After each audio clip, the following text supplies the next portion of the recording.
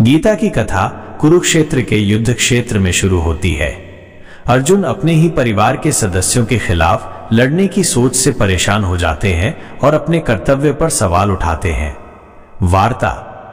भगवान विष्णु के अवतार श्री कृष्ण अर्जुन को जीवन के उद्देश्य और उसकी चुनौतियों का सामना करने के बारे में गहरा ज्ञान देते हैं। मुख्य शिक्षाएं। धर्म गीता अपने कर्तव्यों को बिना फल की चिंता किए पूरा करने के महत्व पर जोर देती है। कर्म। यह कर्म के सिद्धांत और उसके परिणामों की व्याख्या करती है और निस्वार्थ भाव से कर्म योग करने की अहमियत बताती है। भक्ति। गीता ईश्वर के प्रति सच्ची भक्ति योग को मुक्ति का एक मार्ग बताती है।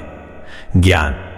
यह वास्तविकता की सही प्रकृति को समझने के लिए ज्ञान और बुद्धि ज्ञान योग को जरूरी मानती है। मोक्ष। गीता के अनुसार जीवन का अंतिम लक्ष्य जन्म और मृत्यु के चक्र से मुक्ति संसार पाना है।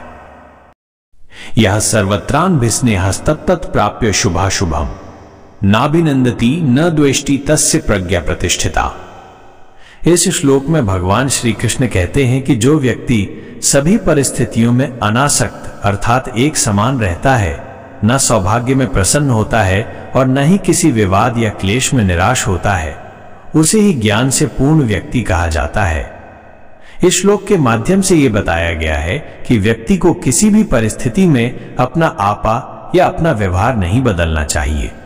जो व्यक्ति सुख एवं दुख में एक समान व्यवहार रखता है और अपने काम को पूर्ण करता है, फल की चिंता किए बिना कर्मों को पूरा करता है, वही सबसे श्रेष्ठ व्यक्ति कहलाता है।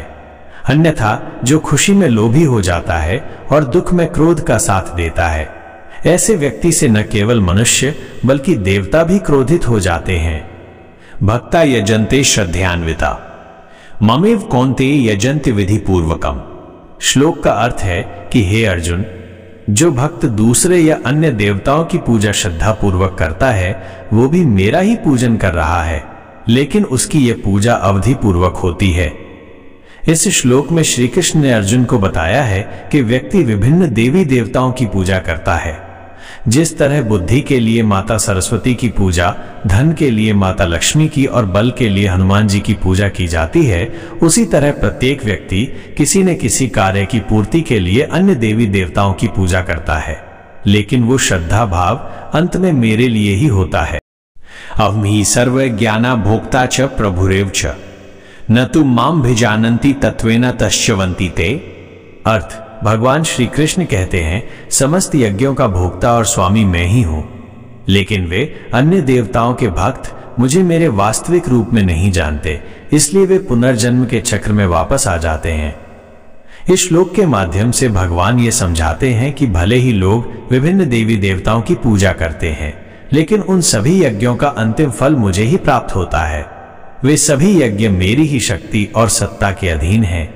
जो लोग इस सच्चाई को नहीं समझते और केवल अन्य देवताओं की उपासना में लगे रहते हैं, वे मोक्ष को प्राप्त नहीं कर पाते और बार बार जन्म मरण के बंधन में पड़ते रहते हैं। ये श्लोक ईश्वर की सर्वोच्चता और सभी उपासनाओं के मूल स्रोत को बताता है। यान्ति देवव्रता देवान पितृव्रताः भूतानि यान्ति भूतेज्या यान्ति माम। अर्थ। जो देवताओं को पूजते हैं वे देवताओं को प्राप्त करते हैं, जो पितरों को पूजते हैं वे पितरों को प्राप्त करते हैं, जो भूतों की उपासना करते हैं वे भूतों को प्राप्त करते हैं, और जो मेरा पूजन करते हैं वे मुझे ही प्राप्त होते हैं। इस श्लोक में भगवान श्री कृष्ण बताते हैं कि व्यक्ति जिस भी सत्ता या शक्ति की उपासना करता है उसे अंत में उसी का लोक प्राप्त होता है। यह कर्मफल के सिद्धांत का एक प्रत्यक्ष उदाहरण है। यदि कोई देवताओं की पूजा करता है तो उसे स्वर्ग जैसे देवलोक की प्राप्ति होती है। यदि कोई पितरों का पूजन करता है तो वो पितृलोक को जाता है। जो लोग भूत प्रेतों या निम्न शक्तियों की पूजा करते हैं वे उसी लोक में जाते हैं। इसके विपरीत जो भक्त केवल भगवान श्री कृष्ण परमात्मा की पूजा करते हैं वे अंत में उन्हें ही प्राप्त होते हैं, अर्थात मोक्ष प्राप्त करते हैं और जन्म मरण के चक्र से मुक्त हो जाते हैं। ये श्लोक ये भी बताता है कि सर्वोच्च लक्ष्य की प्राप्ति के लिए सर्वोच्च सत्ता की उपासना आवश्यक है। पत्रम पुष्पम फलं तोयं यो मे भक्त्या प्रयच्छति तदहम भक्त्युपहृतमश्नामि प्रयतात्मनः। अर्थ। जो कोई भी भक्त मुझे प्रेम और भक्ति के साथ एक पत्ता, एक फूल, एक फल या थोड़ा सा जल अर्पित करता है, मैं उस शुद्ध हृदय वाले भक्त के द्वारा प्रेम पूर्वक अर्पित की गई उस भेंट को स्वीकार करता हूं। इस श्लोक में भगवान श्री कृष्ण ये समझा रहे हैं कि उन्हें किसी महंगी या भव्य भेंट की आवश्यकता नहीं है। उनके लिए सबसे महत्वपूर्ण भक्त का भाव है, उसकी श्रद्धा और प्रेम है। यदि कोई भक्त सच्चे मन से पवित्रता के साथ और प्रेम पूर्वक उन्हें एक साधारण सी वस्तु भी अर्पित करता है तो वे उसे सहर्ष स्वीकार करते हैं। ये श्लोक हमें ये सिखाता है कि ईश्वर की भक्ति में दिखावे का कोई स्थान नहीं है, बल्कि भाव की शुद्धता ही सबसे अधिक मायने रखती है। यत् करोषि यदश्नासि यज्जुहोषि ददासि यत् तपस्यसि कौन्तेय तत्कुरुष्व मदर्पणम। अर्थ, हे कुंती पुत्र अर्जुन, तुम जो कुछ करते हो, जो कुछ खाते हो, जो कुछ यज्ञ करते हो, जो कुछ दान देते हो और जो कुछ भी तपस्या करते हो, वो सब मुझे अर्पित कर दो। इस श्लोक में भगवान श्री कृष्ण कर्मयोग का सार समझाते हैं। वे कहते हैं कि जीवन के सभी कार्य, चाहे वे दैनिक क्रियाकलाप हों जैसे खाना, धार्मिक अनुष्ठान हो जैसे यज्ञ और दान, या कोई भी तपस्या हो, उसे ईश्वर को समर्पित भाव से करना चाहिए। इस समर्पण का अर्थ है कि व्यक्ति को कार्य का फल अपनी इच्छाओं से नहीं जोड़ना चाहिए, बल्कि यह मानकर कार्य करना चाहिए कि यह सब कुछ ईश्वर की सेवा में हो रहा है। जब मनुष्य अपने कर्मों को इस प्रकार ईश्वर को अर्पित करता है तो वह कर्म के बंधन से मुक्त हो जाता है और मोक्ष की ओर अग्रसर होता है। ये श्लोक हमें सिखाता है कि जीवन का हर क्षण और हर कार्य भक्ति और समर्पण का एक रूप बन सकता है। श्लोक शुभाशुभ फलैरेवं मोक्षसे कर्म बंधनैः संन्यास योग युक्तात्मा विमुक्तो मामुपैष्यसि।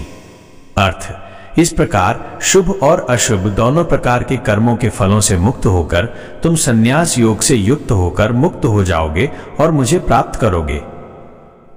इस श्लोक में भगवान श्री कृष्ण पिछले श्लोक में बताए गए कर्मयोग के फल का वर्णन कर रहे हैं।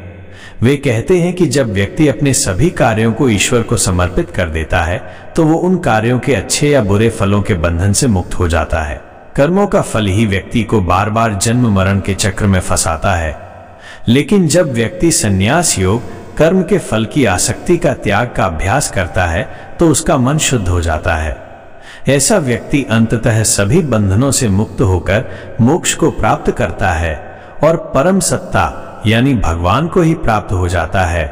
यह श्लोक ये बताता है कि निष्काम कर्म, बिना फल की इच्छा के कर्म ही मुक्ति का मार्ग है। अगर आपको ये पसंद आया हो तो कृपया कमेंट बॉक्स में जय श्री कृष्ण लिखें और इस पोस्ट को लाइक भी करें। धन्यवाद दोस्तों।